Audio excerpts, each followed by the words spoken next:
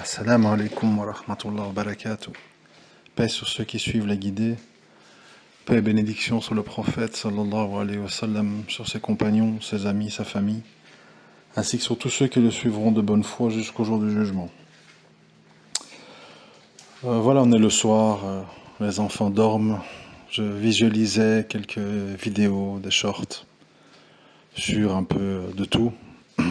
M'est venu, en voyant tout ça, en fait, m'est venue une idée. Je me suis dit, j'aimerais bien la partager parce que, comme d'habitude, j'ai pas l'impression qu'on a souvent abordé ce problème-là de cette façon-là. En fait, je commence à réaliser que beaucoup de critiques que les femmes adressent aux hommes et de critiques que les hommes adressent aux femmes, en fait, ils ne les adressent pas à des hommes et des femmes. Et c'est ça le malentendu, qui est en fait assez incroyable. C'est que notre époque, bon, il faut comprendre l'époque dans laquelle on vit. Hein. On vit, parce que bon, les plus jeunes, pour eux, c'est leur réalité, qu'ils n'ont connu que cette réalité. Il faut quand même savoir, je le dis parfois, qu'il y a quoi? Ouais. Enfin, je dis 100 ans pour être généreux, hein, mais je veux dire, il y a 50, 60 ans. Vous savez, 50 ans, 60 ans, à l'échelle de l'histoire de l'humanité, c'est vraiment rien, quoi. Rappelez-vous que quand on parle du prophète sallam et des compagnons, on parle d'il y a plus de 1400 ans. Donc 50 ans, en fait, c'est pas grand-chose. Et il faut se rendre compte, surtout pour les plus jeunes qui n'ont pas la perspective du temps, que le monde, en fait, dans lequel on est aujourd'hui, est un monde qui s'est déstructuré très rapidement. Et ça va en s'accélérant. Je pense que ça va s'accélérer pour plein de raisons que vous connaissez. Robotique, intelligence artificielle, pyramide des âges, démographie, etc. etc. Donc en fait, en un demi-siècle, à peu près, la situation a été complètement bouleversée, à tous les niveaux. Et bien évidemment, notre biologie, elle est la même. Elle ne change pas, elle a toujours été comme ça, et des petites évolutions, mais en gros, c'est toujours la même chose. Voilà. Mais psychiquement, c'est là où je veux en venir, psychiquement, aujourd'hui, on parle d'hommes et de femmes, mais en fait, on ne parle pas d'hommes et de femmes. Oui, il reste des hommes et des femmes, il y en a encore, hein, il y en a encore. Mais en fait, pour les autres, je sais que le mot va être un peu choquant, mais on parle de mutants. Donc quand j'entends des hommes qui disent les femmes, mais en fait, on ne parle pas des femmes, on parle de mutants avec un sexe féminin. Et quand on parle d'hommes, on parle de mutants avec un sexe masculin. On ne parle pas d'hommes et de femmes. C'est-à-dire que aujourd'hui, ça a toujours été, on va dire, un paramètre féminin de la discrétion, la timidité, la pudeur. C'était quelque chose d'inné, en fait, normalement, dans la fitra. Je veux dire, si vous observez, pour ceux qui ont des filles, vous verrez en fait qu'au début de leur adolescence, quand elles ne sont pas encore trop contaminées, en fait, elles ont par instinct l'idée qu'elles sont timides, elles cachent leur forme, quand elles sont habillées de manière indécente, elles sont mal à l'aise, elles tirent sur leur t-shirt trop court parce qu'elles sentent que c'est pas bien, mais en fait, elles suivent la mode. Mais en fait, dans leur nature intime, intacte, une femme est pudique, est timide, est discrète, aime se rendre utile, a l'instinct maternel, etc., etc. Mais, comme la société d'aujourd'hui, qui s'est transformée violemment en un demi-siècle, ce qui est très peu, aujourd'hui, en fait, nous sommes devant des mutations psychiques, pas biologiques, psychiques, dans lesquelles, en fait, effectivement, beaucoup d'hommes sont décevants, beaucoup de femmes sont décevantes, sont incomplets, sont bizarres, sont dénaturés, sont déstructurés, sont bipolaires, sont lunatiques, sont dévirilisés, etc., etc. Mais on devrait arrêter en fait de dire les hommes, les femmes, parce que les hommes et les femmes, dans leur nature profonde, c'est pas ça. En fait, on occupe à parler de mutants de sexe féminin et masculin. Et on appelle ça femme et homme. C'est une erreur, en fait. C'est une erreur. Aujourd'hui, on a des choses qu'on n'a jamais vues, en fait. Des femmes qui ne sont pas... Parce que bon, il faut comparer les époques. On va me dire, oui, ça a toujours existé. Oui, mais... comment je vais dire? À l'époque, ancienne, en l'ancien temps, une femme qui se prostituait ou une femme qui avortait, c'était pour des raisons bien précises. C'était soit à cause de la misère, soit à cause de la honte sociale. Aujourd'hui, on devient escorte et on avorte pour des raisons de confort. On a les moyens. Ça ne change rien en fait. C'est-à-dire qu'avant, c'était une espèce d'exception, c'était quelque chose de grave et d'isolé, qui était justifié par des questions de précarité économique ou de la peur du qu'en dira-t-on. Mais aujourd'hui, ce n'est ni la misère ni la peur des gens, parce que tout le monde est anonyme en ville, personne ne connaît personne, on s'en fout de qui est trans, qui avorte, qui a été divorcé 20 fois, tout le monde s'en fout, personne ne vous connaît. Et c'est pas la misère, tout le monde a des allocs, tout le monde a des subsides, des aides sociales en tout genre. Donc, ce sont des comportements de confort. C'est pour des envies de choses superflues. Des vêtements de marque, je ne sais pas, des voyages, des choses comme ça, quoi. Donc, en fait, il y a toute une série de choses qui changent, qui ont existé. Oui, ça a toujours existé, les gens qui se trompaient. Oui, ça a toujours existé, les avortements. Oui, ça a toujours existé, la prostitution. Oui, ça a toujours existé une certaine forme d'homosexualité. Mais pas du tout dans le cadre d'aujourd'hui. C'est-à-dire, à l'époque, c'était quelque chose de honteux, qu'on gardait dans sa vie privée, qu'on n'étalait pas. Et surtout, vu qu'on était marginal, on réclamait pas les mêmes droits que les autres.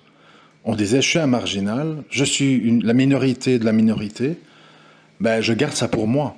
En fait, aujourd'hui, on est dans une époque où les gens veulent imposer aux autres leurs problèmes personnels. C'est-à-dire qu'il faut que tout le monde épouse leurs problèmes.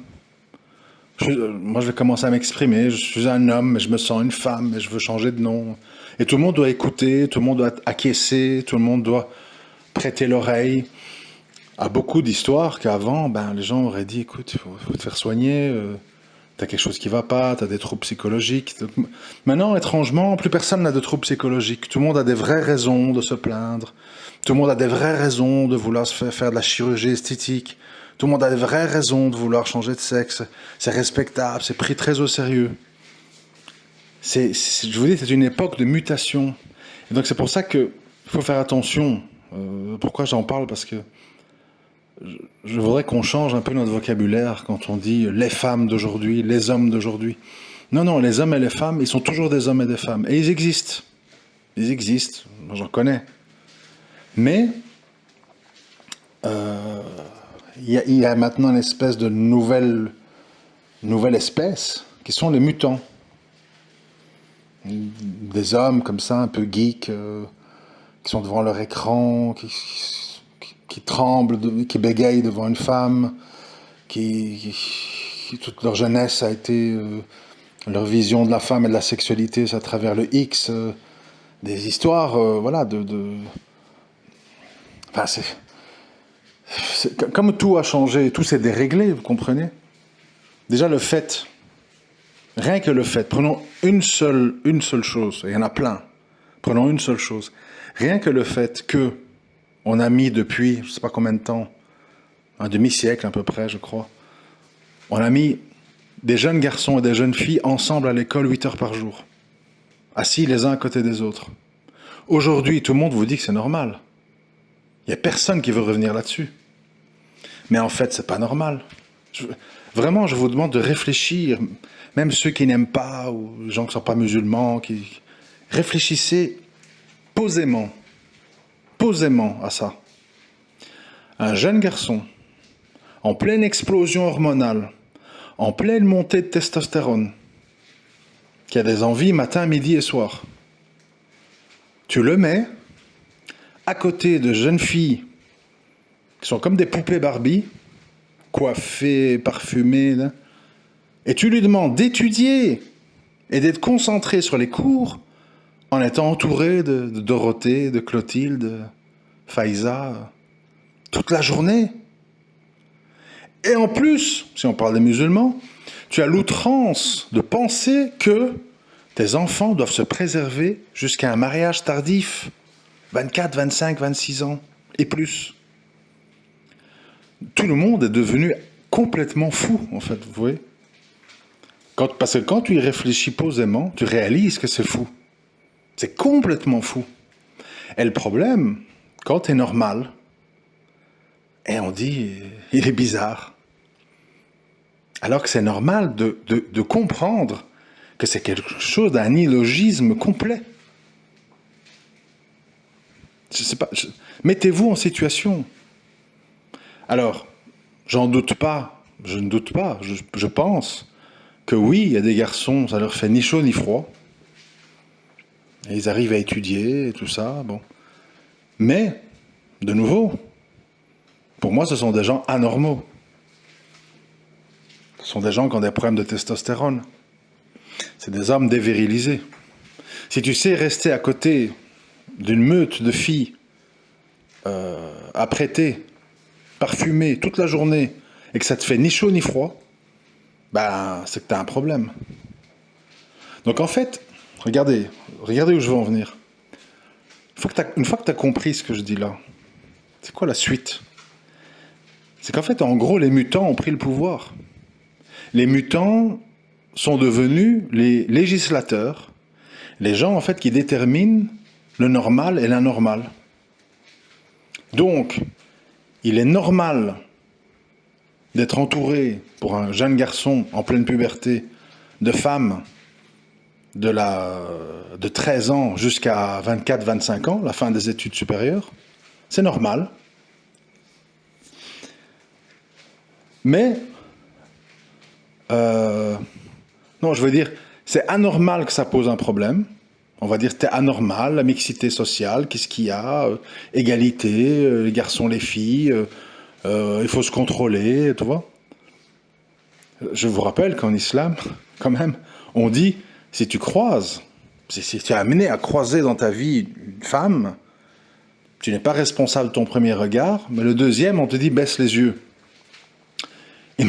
Imagine-toi, si tu dois être assis 8 heures par jour à côté d'une femme, et on te dit, baisse les yeux.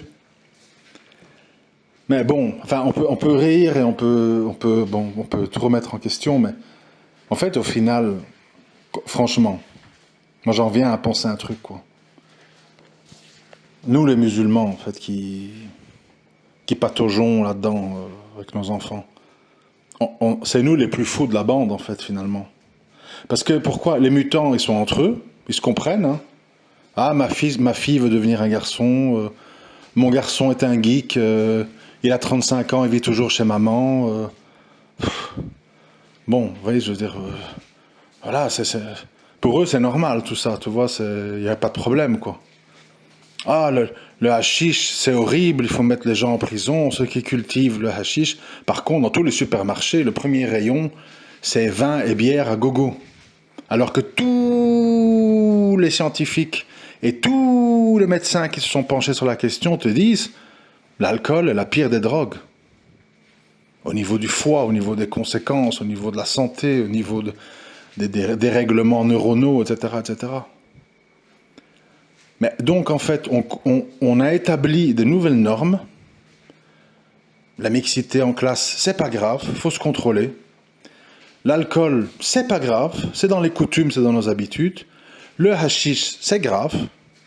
Les médicaments, Prozac, Xanax, C'est pas grave, tous les psychologues et les psychiatres en prescrivent à gogo. Les psychédéliques qui n'ont pas d'effet addictif ou de conséquences, d'effets secondaires, ça c'est très mal. C'est interdit, même sur Internet, il faut aller dans le dark web pour trouver des psychotropes. Mais le Xanax et le Prozac, tous les psychiatres du monde en prescrivent à la chaîne, en sachant qu'il y a des effets secondaires. Suicide, dépression, etc. Difficulté à arrêter, sentiment de manque.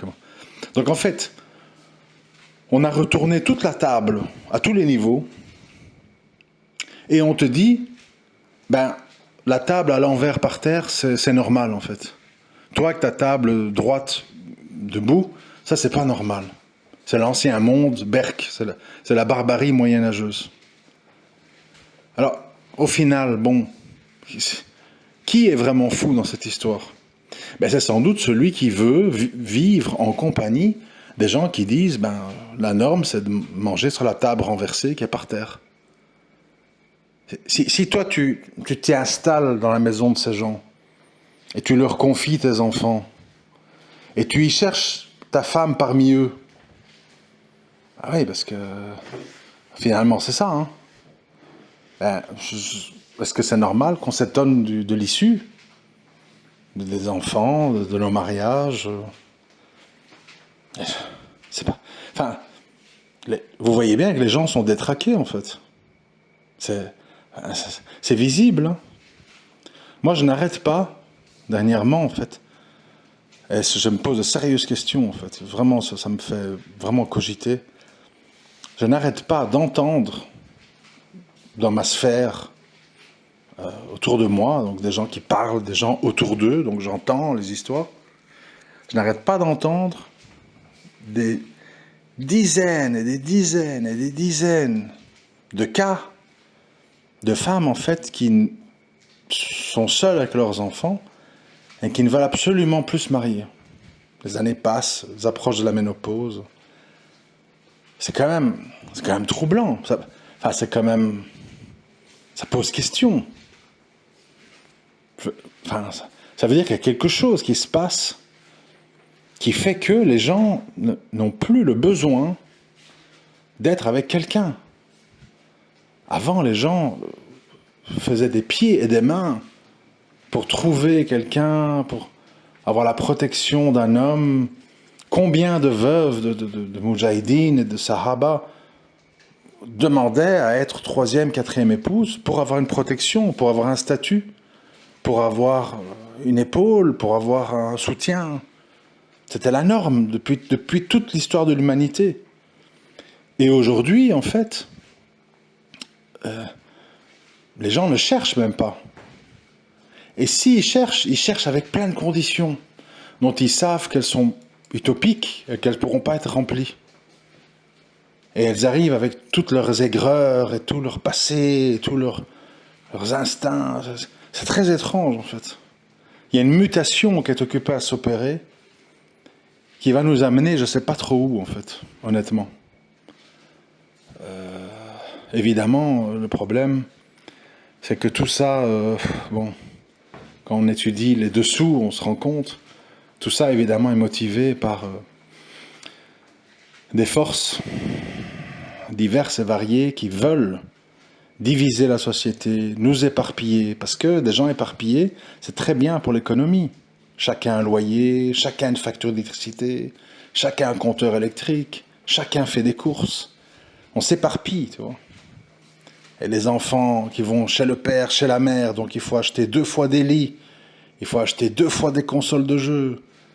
C'est très bon pour la consommation de diviser les gens, d'isoler les gens, par exemple, pour l'économie, c'est beaucoup plus intéressant des gens qui font qui font des sorties, des rencontres, qui ont des aventures, plutôt que des gens qui sont posés, quoi. Parce que ça veut dire on va au cinéma, on va en vacances, on va au restaurant, on achète des cadeaux, on a chacun notre lieu de vie, on a chacun nos factures. C'est mieux, en fait, que des gens qui se rassemblent. Du coup, même au niveau des allocs et des impôts, ils deviennent familles nombreuses. Quand ils ont des enfants, ils payent beaucoup moins d'impôts, ils touchent beaucoup plus d'allocations. Mais éparpiller les gens, c'est beaucoup mieux pour le système. Les gens touchent isolés, ils dépensent tout. Enfin, si on parle de chiffres, c'est facile à comprendre. Si, enfin en Belgique, en France, je ne sais pas. Si tu es chef de ménage, ça veut dire, ne fût-ce que si tu es un homme avec une femme à charge, tu n'as même pas d'enfant en fait. Tu es un chef de ménage. Tu vas toucher aux allocs 1750 euros par mois. D'accord? Et tu vas trouver un logement, si tu es en couple, à, je ne sais pas, 600-700 euros par mois, si vous n'êtes qu'un couple. Il reste 1000 euros. Mais en fait, si vous êtes tous les deux chacun de votre côté, et que vous avez des aventures, etc., ben en fait, vous allez toucher isolé, c'est-à-dire, je ne sais plus, 1000, 1100, un truc du genre. Vous avez un loyer qui n'est pas beaucoup moins cher, hein, minimum 600, 650. Il reste 400. Une fois que tu enlèves eau, électricité, nourriture et tout, il reste rien. Et donc, pour le système, c'est beaucoup mieux, en fait, parce que tu survis et tu n'as pas d'extra, en fait. Et tu payes un pot, plein pot. En tout cas, en Belgique, quand tu es un jeune travailleur seul, avec personne à charge, ni femme et enfant, tu es taxé pratiquement à du 60%. Donc, en fait, les gens ne comprennent pas que ils en sont là aussi parce qu'on les a amenés, sans qu'ils s'en rendent compte, vers cette mutation. Et alors les gens sont là à donner leurs opinions, comme si c'est des opinions personnelles, mais en fait ce sont des opinions qui ont été façonnées par le système. On a construit les gens comme ça. On a voulu, comme je vous l'ai dit, tout ce que vous entendez, tout ce que vous voyez, c'est pas un hasard si vous le voyez et l'entendez. Si on veut pas que vous l'entendez, on va réduire ça en silence, on va bannir ça du net, on va ostraciser les gens. Donc, quand vous entendez comme ça les red pills, il faut se méfier des femmes, les body count, etc. Il y a un désir en fait d'installer chez l'homme le dégoût de la femme, le mépris de la femme, de ne plus avoir envie de se sacrifier pour elle, de ne plus avoir envie de s'engager pour avoir accès à une sexualité avec une femme. Il y a une volonté, on veut ça. Et quand on décrit les hommes, tous des trompeurs, tous des salauds, ils s'en foutent de leurs enfants, ils ne payent pas les pensions, et ils abandonnent. Et quand on propage ça, il y a un désir, il y a une volonté à ce que les femmes se méfient, à ce que les femmes s'éloignent et que les femmes ne s'engagent plus. Donc en fait, il y a des influences, une espèce de main invisible qui rentre dans les cerveaux et qui guide les choix des gens. Et qui les fait s'éloigner de leur fitra, de leur nature primordiale qui est que l'homme, il veut protéger une femme, il veut sécuriser une femme, il veut se sacrifier pour une femme. Ça a toujours été comme ça. C'est pour ça que les hommes vont à la guerre. Ils vont à la guerre pourquoi? À l'époque, ils vont à la guerre parce qu'il faut protéger les vieux parents, la femme et les enfants. Il ne va pas à la guerre pour défendre le roi ou un gars d'une autre province qu'il ne connaît pas. Tu vas pour défendre ta tribu, en fait, qui habite dans un pays déterminé, etc. Aujourd'hui, il n'y a plus personne qui veut faire la guerre pour qui que ce soit. Ni pour son pays, ni pour sa famille, ni pour sa femme, ni pour rien du tout. On a déstructuré les gens, et les gens sont devenus des mutants. Ils ne sont plus des hommes et des femmes. Ils ne sont plus des hommes et des femmes. C'est très flou maintenant. Tu as pas mal de femmes qui sont un peu des garçons manqués, tu as plein d'hommes qui sont efféminés, émotifs, des femmes dures, secs, sèches, cassantes. Faut pas aller loin, je veux dire. Voyez mon cas, par exemple. Dans quel monde vous avez entendu, dans votre vie, qu'un homme, qui plus est de mon âge, s'occupe, je ne suis pas toujours seul, même parfois seul, s'occupe de 3 petits-enfants pendant que la maman vagabonde, on ne sait pas trop. Ça n'a jamais existé avant. Ça ne s'est jamais entendu. Les femmes ne s'éloignaient pas de leurs enfants. Les juges donnaient systématiquement la garde aux femmes. Les femmes étaient stables, les femmes étaient sécurisantes. Maintenant on a des hommes maternels et on a des femmes masculines qui veulent des aventures, qui veulent rigoler, qui acceptent pas la routine, qui supportent pas les enfants. On est dans un monde déstructuré.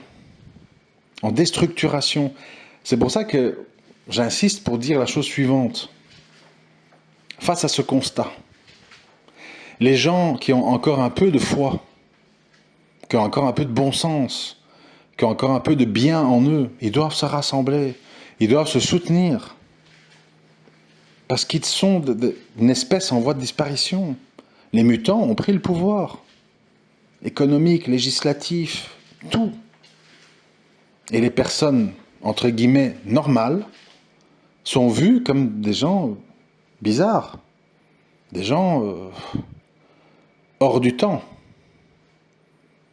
Tout ça en un demi-siècle. Je ne sais pas si vous arrivez à imaginer le cataclysme que tout ça signifie. C'est un cataclysme. Et en dehors de se rassembler et de s'entraider entre gens qui ont encore du bon sens, j'ai envie de dire, il n'y a rien moyen de faire. Surtout dans cette époque où on est occupé à sanctifier la solitude, l'isolement, à travers aussi les discours des coachs en développement personnel. La solution est en toi, forme-toi, deviens quelqu'un de valeur. Dieu est en toi, Dieu est en chacun de nous. N'écoute pas, ne te soumets pas, n'accepte plus les obligations, écoute ton cœur, etc., etc. Maintenant, donc, on est entré dans le culte de soi. Je me suffis à moi-même. Je suis la solution à tous mes problèmes. Je n'ai plus besoin d'une femme pour m'apaiser. Je n'ai plus besoin d'un homme pour me soutenir. Ça fait peur parce qu'on s'est dit, en fait,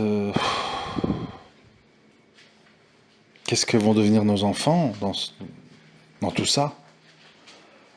Que va devenir l'humanité? Quel est l'avenir même? Vous savez qu'aujourd'hui, ceux qui ne fréquentent pas beaucoup le monde, ne sont pas au contact de la jeunesse, ils ne s'en rendent pas compte, mais vous savez qu'aujourd'hui, dire à des jeunes mariage et des enfants, c'est quelque chose de totalement abstrait en fait. Ils vous regardent genre, me marier, pourquoi faire? Des enfants? Ah, quoi? Me lever la nuit, les couches, trucs, l'école, les cris, les obligations. C'est devenu comme une espèce de vieille légende en fait. C'est vu comme quelque chose d'abstrait. L'hôpital, l'accouchement, les cris, le ventre qui gonfle pendant 9 mois. Pour les gens, c'est quelque chose d'inimaginable en fait, chez les plus jeunes. Cette mutation que je vous explique, elle va en s'accélérant. Et elle change les mentalités très très très très vite. Très rapidement en fait. Moi je le vois. Hein. Pour les gens maintenant de moins de 30 ans, dire mariage, enfant, c'est abstrait.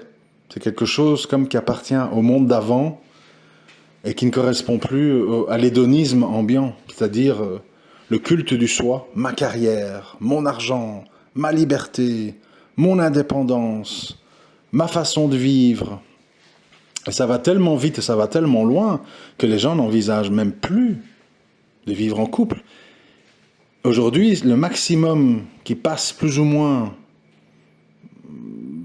chez la majorité des gens, c'est on se voit en extérieur, on passe du bon temps, on fait un voyage, on fait une sortie, on s'amuse, on visite un truc, une exposition, hein, et puis chacun rentre chez soi, chacun sa vie, chacun sa façon, etc. C'est ça l'époque actuelle. Et évidemment, dans ce cadre de vie-là, c'est pas envisageable de construire une famille. Et donc, on va tout droit, en fait, vers une extinction plus ou moins rapide des sociétés qui vont adopter ce modèle-là. C'est pour ça, quand j'entends comment ça s'appelle quand j'entends on appelle les conspirationnistes qui disent oui, Bill Gates et les vaccins, ils veulent réduire la population en 500 millions de gens, massacre. Mais en fait, ils sont dans un projet à long terme. Et la méthode que j'explique ici, c'est la méthode la plus douce, en fait, qui fonctionne sans cri, sans drama, sans dictature, sans vaccin, sans cancer, sans ondes, je ne sais quoi, chemtrails et compagnie. Calmement. Les gens n'ont plus envie d'être en couple et les gens n'ont plus envie de faire des enfants. Et les gens se demandent même, est-ce que je suis vraiment un homme, est-ce que je suis vraiment une femme? Peut-être que je fais 130 kilos, j'ai une grosse barbe, mais je sens que je m'appelle Mathilde et j'ai envie d'aller faire de la danse classique. On en est là, en fait. Tout est remis en question. Et dans ce schéma-là, en dehors de trouver des mères porteuses dans des pays pauvres, ou d'adopter des enfants comme beaucoup de stars, Madonna, Johnny Hallyday, avec ses vietnamiennes et tout, c'est devenu très très très bizarre comme idée de dire je vais porter un enfant en moins 9 mois, interrompre mon travail, truc. Ça va devenir, en fait, tu vas être une bête rare quand tu vas faire ça. Moi, je vois ça comme ça. Tu vas être vu comme quelqu'un qui a perdu la tête. Quoi, un enfant? Et ta carrière? Oh, dommage. Tu venais de finir ton master. Ça va être vu comme une espèce de désastre, comme ça, tu vois. Pour celles qui auront le courage d'aller au bout de toute la propagande, en fait. Et c'est une propagande, malheureusement, et inconsciemment, qui est reliée par les gens dans les familles. Quand un enfant y voit un père qui tient des discours red pill, les femmes, il m'en faut plus, truc, machin, tous de ceci, elles n'arrivent pas à la cheville de ma mère, elles veulent que du fric, et puis après, divorce, on se retrouve à se... Bon, quand tu es un enfant et que tu entends tout ça, et que tu es un garçon, bah t'as peur des femmes. T'as peur, tu dis, oulala, mon père est quand même un espèce de modèle pour moi, il dit tout ça, il doit avoir des raisons. Puis quand t'es une fille, t'entends ta mère, ah, tous des bras cassés, moi en tout cas je me débrouille par moi-même, on est mieux seul que mal accompagné, et un homme, pourquoi faire? Moi je veux ma tranquillité, je veux pas subir les problèmes des autres. Bah, t'es la fille, t'entends ça, t'as pas trop envie de te retrouver dans ce que ta mère t'a décrit.